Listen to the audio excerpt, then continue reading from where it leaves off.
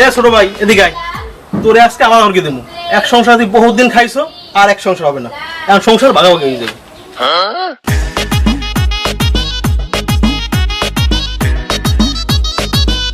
ছোট ভাই, এই একসাথে গেলে যা বান্ডবাতি ছিল সব কিন্তু ভাই হচ্ছি, তাই তুমি এই নাও ওই একটা, এই আমি নিলাম এই গামলা, এরপর তুমি নাও এই পিল্লাটা, আর আমি নিলাম এই পিল্লাটা।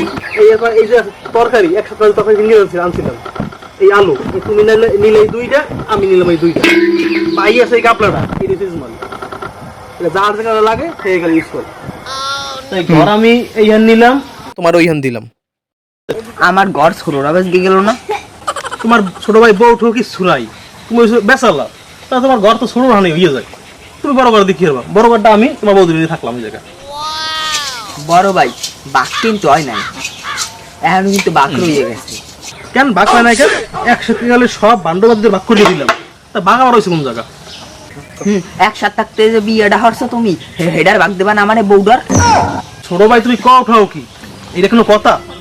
এক সপ্তাহে বিয়ে থেকে বউর বাঘ দেওয়া লাগবে? ওই হবে না, বউর বাঘ 1 মাস থাকবে আমার দ্বারে, 1 মাস থাকবে তোমার দ্বারে। তুমি বিয়ে হরছো দিকে তোমার খালি রানগে খাবে, আর আমি 1 লাখ রানগে খাম। একসাথে থাকতে বউ না।